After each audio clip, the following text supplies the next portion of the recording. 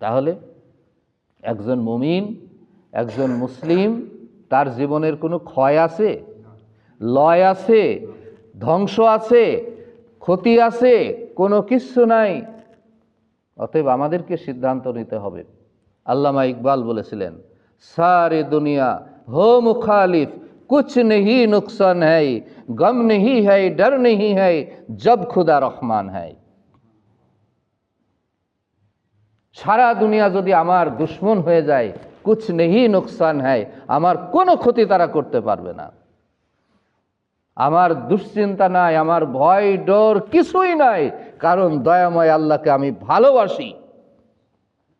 গোটা সৃষ্টি জগৎ আমাকে ভালোবাসে, জিবরিল ফেরেশতা আমাকে ভালোবাসে, আমি তার জিম্মায় আছি, আমার কিসের ভয়? আমি যদি মৃত্যুবরণ করতে পারি আল্লাহর এই ভালোবাসা নিয়ে, আমি তাহলে কোথায় চলে যাব? জান্নাতে চলে যাব।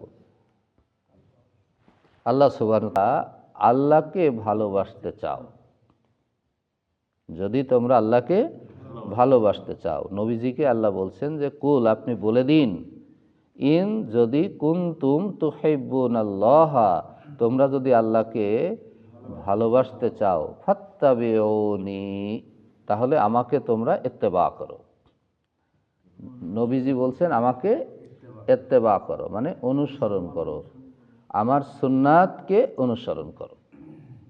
তাহলে বোঝা গেল আয়াতের এই অংশটুকু থেকে যে আল্লাহকে যদি ভালোবাসতে হয় তাহলে রাসূলুল্লাহ সাল্লাল্লাহু আলাইহি ওয়াসাল্লামের সুন্নাতকে অনুসরণ করতে হবে। আরও সহজ করে বলি, আল্লাহকে যদি ভালোবাসতে হয়, নবীজি যেভাবে, যে পদ্ধতিতে, যে ইবাদত বন্দেগীর মাধ্যমে আল্লাহকে ভালোবাসেছেন, আপনাকে ঠিক সেইভাবে, সেই পদ্ধতিতে আল্লাহকে ভালোবাসতে হবে। এটার নামই হলো সুন্নাতের অনুসরণ করা। মানে আল্লাহর রসুল আমাদের মাথায় রাখতে হবে যে আমি আল্লাহকে ভালোবাসবো, আর রসুল সাল্লাল্লাহু আলাইহি ওয়াসাল্লাম যেভাবে ভালোবাসতে বলেছেন এবং তিনি যেভাবে ভালোবেসেছেন, সাহাবায়ে কিরামগণকে সেভাবেই ভালোবাসার পদ্ধতি শিখিয়েছেন, আর আমি সেভাবেই আল্লাহকে ভালোবাসবো। আমি রসুলের সুন্নার বাইরে সাল্লাল্লাহু আলাইহি ওয়াসাল্লাম এক সেকেন্ডের জন্যেও আমি নবীজির সুন্না এর বাইরে যাব না। সে যত বড় দামি লোক আমার কাছে আল্লাহ রসুলের সুন্না বিরোধী কথা বলুক, কোরআন বিরোধী কথা বলুক, আইনের কথা বলুক, আমি মানব না।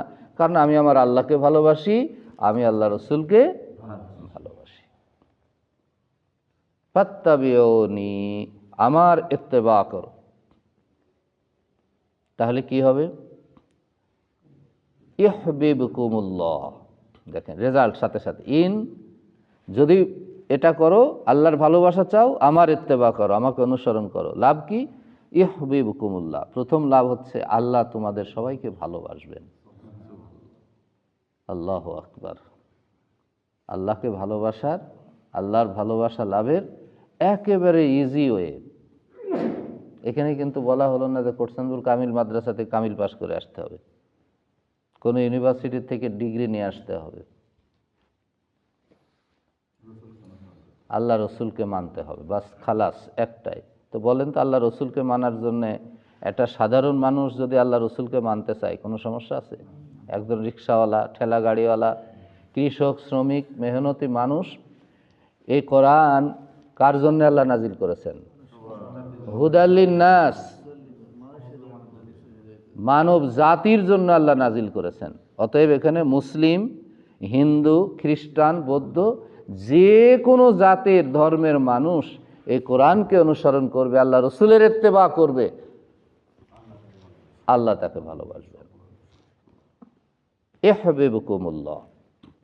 আর আল্লাহ যাকে ভালোবাসবেন তার কি হবে? ওয়ায়াগফির লাকুম যুনুবাকুম, এবং তিনি তোমাদের জীবনের পাপ রাশি সব মাফ করে দেবেন। একজন কাফের, তার বয়স 50 বছর, সে আল্লাহকে চেনে নাই। 50 বছর পরে কোরআন শিখছে, কোরআন বুঝেছে, কোরআনের ভাষা বুঝেছে, সে এখন পড়ালেখা করেছে, বুঝেছে যে লা ইলাহা ইল্লাল্লাহ, আল্লাহ ছাড়ার কোনো ইলাহ নাই, আর মুহাম্মদ রাসূলুল্লাহ সাল্লাল্লাহু আলাইহি সাল্লাম তিনি আল্লাহ রসুল। এই 50 বছর পর সে যখন বুঝলো, সাথে সাথে সে পড়ল আশহাদু আল্লা ইলাহা ইল্লাল্লাহ ওয়া আশহাদু আন্না মুহাম্মাদান আবদুহু ওয়া রাসূলুহু। এই যে 50 বছর যাবৎ সে আল্লাহকে চেনে নাই, মানে নাই, বোঝে নাই, শিরক করেছে, মূর্তি পূজা করেছে, দুনিয়ার তাবুত অন্যায় অপকর্ম করেছে, এখন সে কালেমা শাহাদা পড়লো আর আল্লাহকে বলল যে আল্লাহ আমি তো না বুঝে আমার 50টি বছর জীবনের হারিয়ে ফেলেছি, এখন আমি আপনার দরজায় ফিরে এসেছি, আপনি আমাকে ক্ষমা করে দেন।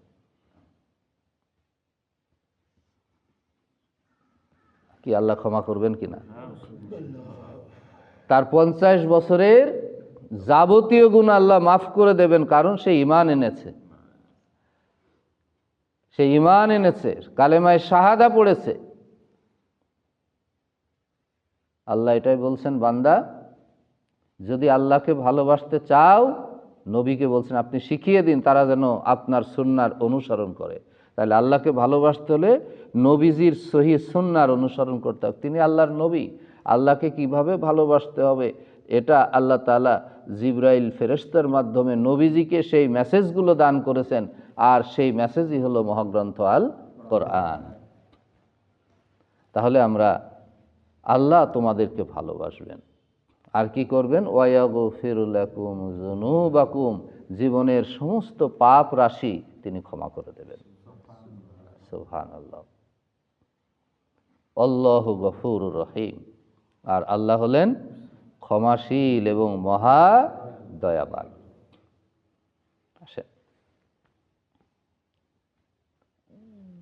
একজন কাফের তো 50 বছর পরে শাহাদা পাঠ করলো, জীবনটা তার পাল্টে গেল। আল্লাহর ভালোবাসা সে পেয়ে যাবে, আল্লাহ তাকে ক্ষমাও করে দেবেন। আমরা যারা মুসলিম, আমরা বুঝে না বুঝে, ইচ্ছায় অনিচ্ছায় জীবনের কেউ 50 বছর, 60 বছর, 70 বছর আমরা পাপ করেছি, বুঝতে পারি নাই। আল্লাহর হুকুম আহকাম, নবীজির সহিহ সুন্নাহ কি, এটাও আমাদের ধারণায় নেই, আমরা বুঝতে পারি নাই। আমাদের জন্য কি করণীয়? পথ ওই একটাই, যে আল্লাহকে যদি ভালোবাসতে হয় আর নিজের গুনাহ যদি আল্লাহর কাছ থেকে মাফ করিয়ে নিতে হয়, একটাই পদ্ধতি, তা হলো রাসূলুল্লাহ সাল্লাল্লাহু আলাইহি সাল্লামের অনুসরণ।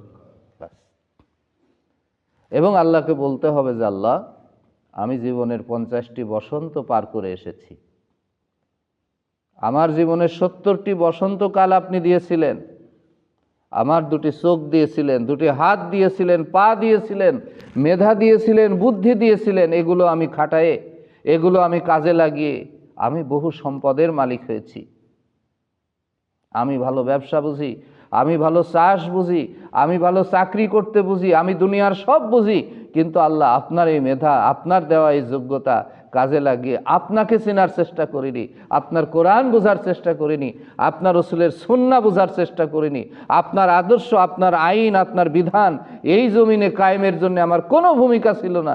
আল্লাহ আমাকে মাফ করে দেন, আমি তওবা করছি, এখন আমি আপনার রাসূলের সহিহ সুন্নাহর শতভাগ অনুসরণ করার জন্য আমার নিজেকে আমি উৎসর্গ করে দিলাম। এটা হবে একজন মুমিনের নিয়ত, একটা মুমিনের খাস নিয়ত, সহি নিয়ত, যে আমার জীবন যেটা গেছে সেটার জন্য আল্লাহর কাছে ক্ষমা চাওয়া। কারণ আমি তো মুসলমানের ঘরে জন্মগ্রহণ করেছি, আমি কেন শিখি নাই, আমি কেন জানি নাই? কারণ আমি চাষের গুরুত্বটা বুঝেছি বলে ভোরবেলায় উঠে আমি চাষের জমিতে যেয়ে আমি চাষ করা শুরু করে দিই, কিন্তু আল্লাহর কোরআন বোঝার গুরুত্ব বুঝি নাই বলে আমি কোরআন বোঝার জন্য একত্রিত হইনি, কখনো আসি নাই। এই কথাটা যদি আমাদের বাংলাদেশের মানুষ বুঝতো, ফজরের নামাজে এই মসজিদে জায়গা হতো না। প্রতিটি মসজিদে, বাংলাদেশের প্রতিটি মসজিদ 5 ওয়াক্ত সালাত মানুষ ভরে যেত, জায়গা হতো না। এরকম মসজিদ একটা দুইটা না, মহল্লায় মহল্লায় এরকম মসজিদ গড়ে উঠত, হাজার হাজার মানুষের আনাগোনা হতো। যদি শুধু আমরা আল্লাহকে বুঝতে পারতাম, চিনতে পারতাম, আল্লাহকে যদি, রাসূলুল্লাহ সাল্লাল্লাহু আলাইহি সাল্লামের সহিহ সুন্নাহকে সেইভাবে যদি আমরা মানতে পারতাম, যেভাবে আমরা চাষের গুরুত্ব বুঝি, চাষ করতে যাই, কোরআনকে বোঝার গুরুত্ব আমরা বুঝি না, আমরা কোরআন বোঝার জন্যে আসি না। আমার ব্যবসাটা কত সুন্দরভাবে চলবে, আর ব্যবসা করতে হলে আমাকে MBA করতে হবে, BBA করতে হবে, কোন ইউনিভার্সিটিতে পড়ালেখা করতে হবে, লাখ লাখ টাকা খরচ করে আসতে হবে, কারণ আমাকে ভালো করে বিজনেস শিখতে হবে, কারণ আমি বিজনেস শিখলে পরে আমার অর্থনৈতিক সমৃদ্ধি আসবে, এই বুদ্ধিটা আমার হলো, লাখ লাখ টাকা খরচ করলাম। কিন্তু রাসূলুল্লাহ সাল্লাল্লাহু আলাইহি সাল্লামের সহিহ সুন্নাহ জেনে আল্লাহর ভালোবাসা পেতে হবে এবং জীবনের গুনাহগুলো আল্লাহ সব মাফ করে দিতে হবে। নবীজির সহিহ সুন্নাহ জানার, বোঝার, শিখার কোনো গুরুত্ব আমি বুঝতে পারি নাই আজ পর্যন্ত। আফসোস, এটা দুর্ভাগ্য, এই জাতির জন্য দুর্ভাগ্য। এ কারণে যখন কোনো মানুষের বুদ্ধি জাগ্রত হয়, যখন কোনো মানুষের চেতনা জাগ্রত হয়, যখন কোনো মানুষ বুঝতে পারে যে না, আমি তো 50টা বছর কোরআন না শিখে ভুল করেছি, আমি তো রাসূলুল্লাহ সাল্লাল্লাহু আলাইহি সাল্লামের সুন্নাহ না বুঝে ভুল করেছি, আমি এদিকে অনেক কিছু করে ফেলেছি, কিন্তু আমার আখেরাতের পুঁজি কি? আমি এখন মারা গেলে আমার আখেরাতের অ্যাকাউন্টে কত টাকা জমা আছে, কত সব সেখানে জমা আছে। আমি দুনিয়াটাকে বুঝেছি বলেই আমার অ্যাকাউন্ট খুললে লাখ লাখ টাকা পাওয়া যায়, কোটি কোটি টাকা পাওয়া যায়, কারণ আমি দুনিয়ার গুরুত্বটা বুঝতে পেরেছি।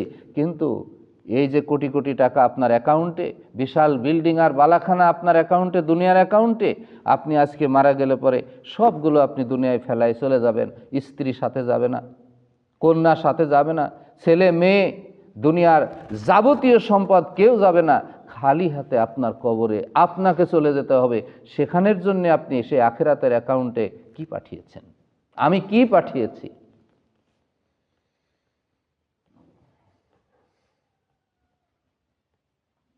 যদি সেই অ্যাকাউন্ট আমার খালি থাকে, আমার বিবেক এখন জাগ্রত হয়েছে, আমার আখিরাতের অ্যাকাউন্ট খালি, আমি জানি না আমি এই 50 বছর সলাত আদায় করেছি, এই সলাতের ভিতরে আমি সহি শুদ্ধভাবে সলাত আদায় করতে পেরেছি কিনা, নবীজি যেভাবে সলাত শিখিয়েছেন আমি সেভাবে সলাত আদায় করতে পেরেছি কিনা, আল্লাহ কবুল করেছেন কিনা আমি জানি না।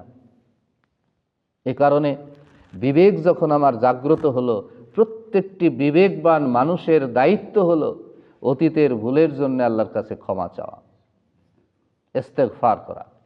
সেই ইস্তেগফারের যে ফাইলটা আপনাদের কাছে দিয়েছি, আপনারা মেহেরবানি করে ওটা পড়বেন, বারবার পড়বেন, শত শতবার পড়বেন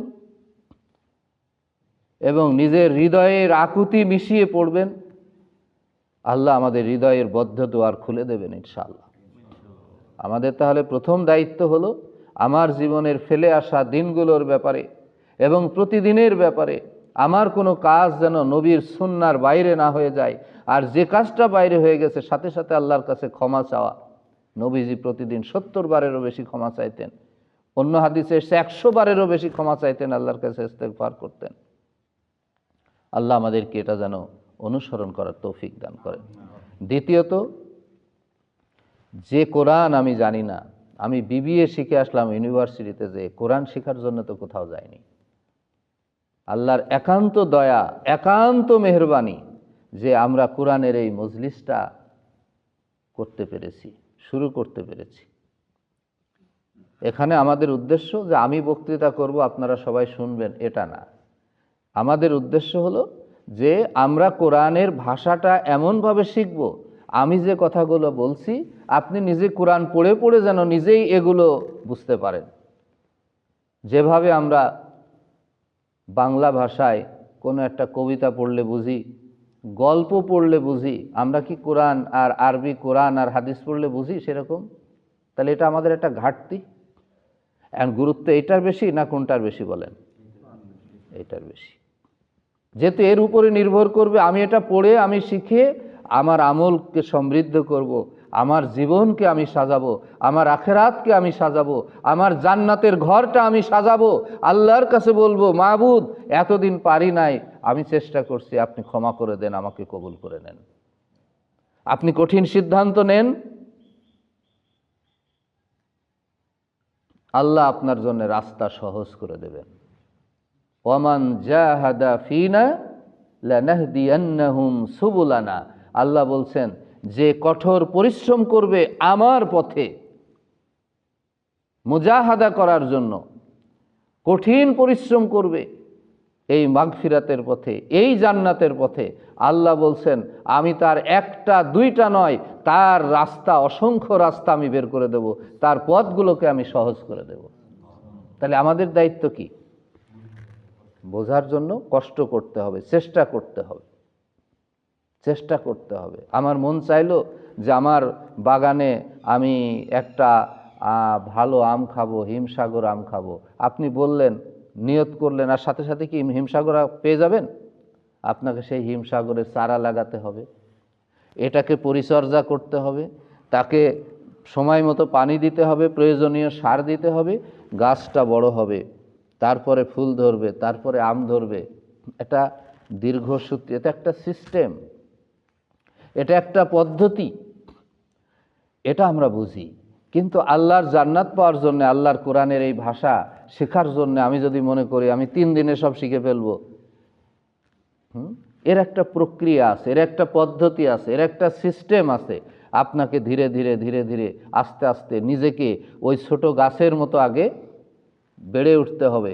তারপরে ওই গাছটা যত শিখবেন তত মজবুত হবে, আরও শিখবেন, গাছটা তখন সবুজ সতেজ হবে, আরও শিখবেন, এই গাছে তখন ফুল ধরবে, আরও শিখবেন, এখানে তখন এমন সুন্দর ফল ধরবে, তখন আপনি হবেন আল মুসলিম মান সালিম আল মুসলিমুনা মিন লিসানিহি ওয়া ইয়াদিহি। এমন মুসলমান, তাকেই মুসলমান বলা হয় যার মুখ থেকে, যার হাত থেকে এই মুসলিম সমাজ তখন নিরাপত্তা লাভ করবে।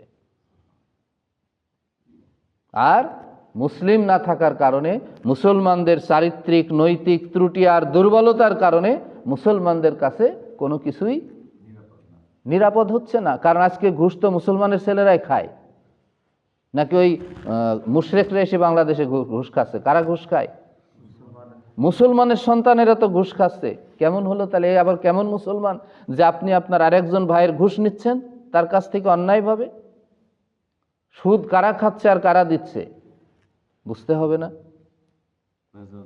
হ্যাঁ, ভেজাল। কেন? ওজনে আপনি কম দিচ্ছেন, আপনি কেমন মুসলমান? তার মানে আপনি এখনো কোরআন বুঝে, আপনার হৃদয়ে সেটাকে ধারণ করে আপনি যে সেই মুসলিম যার কাছে একটা সমাজ নিরাপদ, একটা পাড়া নিরাপদ, একটা মানুষ নিরাপদ। আজ একজন মুসলমানের কাছে একটা নারী নিরাপত্তা পাচ্ছে না, পাচ্ছে? তা যদি পেত তাহলে নারীদের ধর্ষণ হয় কেন?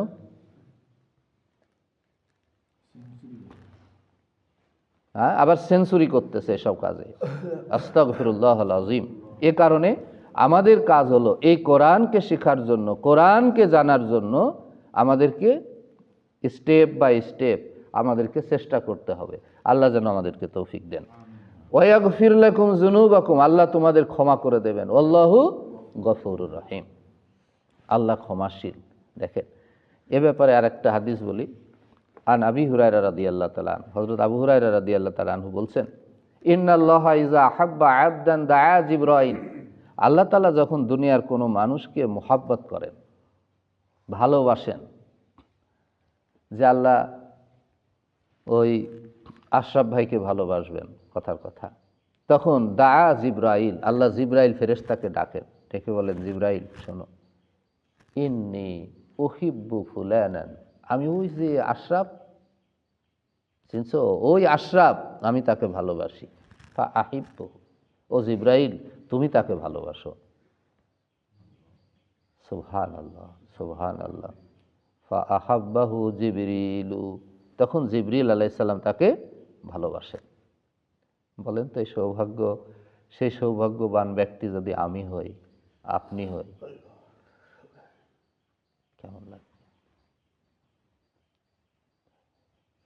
যে আল্লাহ আমাকে ভালোবাসেন, জিবরিল ফেরেশতা আমাকে ভালোবাসেন, এটা হৃদয়ের গভীরে একটু অনুধাবন করার চেষ্টা করা। সুম্মা ইউনাদি ফি আহলিস সামা, এরপরে জিবরাইল ফেরেশতা গোটা আকাশবাসীদের কাছে ঘোষণা দিয়ে দেন, ও আকাশবাসীরা শোনো, ইন্নাল্লাহা ইউহিব্বু ফুলানান ওয়া আনা উহিব্বুহু ফাআহিব্বুহু। আকাশবাসীরা শোনো, যে নিশ্চয়ই আল্লাহ তাআলা ওই যে অমুক এলাকার অমুক বান্দাকে ভালোবাসেন, আমি জিবরিল তাকে ভালোবাসি। হে আকাশবাসী, তোমরা সবাই তাকে ভালোবাসো। তখন গোটা আকাশবাসী, ফেরেশতাকুল গোটা আকাশবাসী তাকে ভালোবাসতে থাকেন। আল্লাহু আকবার।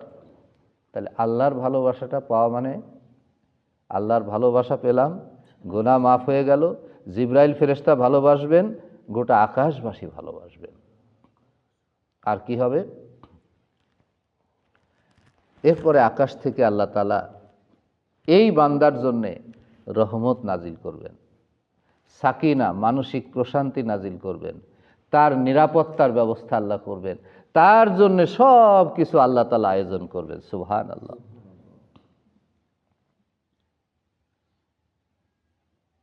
এই ধরনের আল্লাহর ভালোবাসা প্রাপ্ত, নেয়ামত প্রাপ্ত, যে আল্লাহর ভালোবাসা পেল, আল্লাহর নিয়ামত লাভ করলো, এমন একজন ব্যক্তি যখন আল্লাহর পথে জিহাদ করে, আল্লাহর পথে লড়াই করে, আল্লাহর পথে কাজ করে, আল্লাহ তাআলা তখন বলছেন হাদিসে কুদসি, আল মুজাহিদু ফি সাবিলি হুয়া আলাইয়া দামানুন ফাইন কাবাদতুহু আও রাসতুহুল জান্নাহ ওয়া ইন রাজাআতুহু বিআজরিন আও গানিমা। আমার পথের একজন মুজাহিদ, সে আমার জিম্মায় থেকে যায়, আমার জিম্মায় থাকে, মানে আমার জিম্মাদারিতে সে থাকে। আল্লাহ বলছেন সে ময়দানে লড়াই করতে করতে যদি এমন হয় যে তার মৃত্যু হবে, ফাইন কাবাজতুহু, আমি যদি তাকে মৃত্যু দান করি, যে বান্দা তুমি যথেষ্ট দায়িত্ব পালন করেছো, আমি এখন তোমার মৃত্যু দেব, ফাইন কাবাজতুহু আও রাসতুহুল জান্নাহ, আমি তাহলে তাকে জান্নাতের ওয়ারিস বানাই দিই, তাকে জান্নাতে পাঠিয়ে দিই।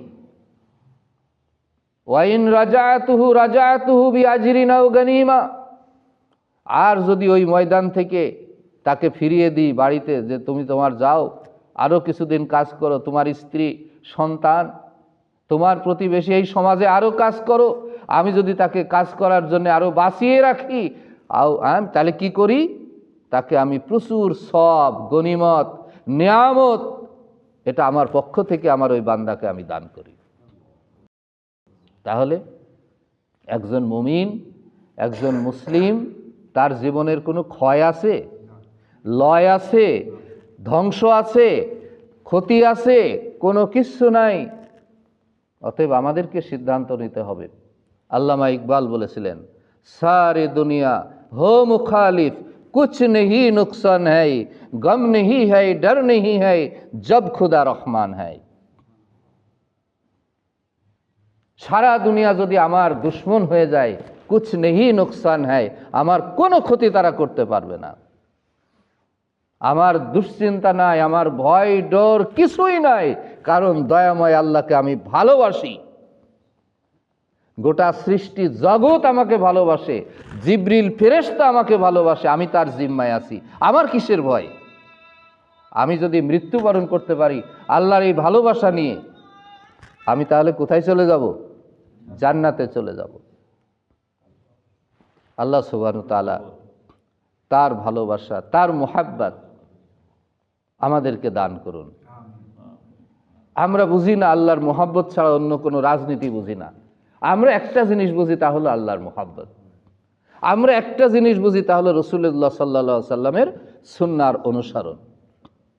আল্লাহ যেন আমাদের জীবনের শেষ মুহূর্ত পর্যন্ত রাসূলুল্লাহ সাল্লাল্লাহু আলাইহি ওয়াসাল্লামের সুন্নাহর আলোয় আলোকিত হৃদয় আমাদেরকে দান করেন।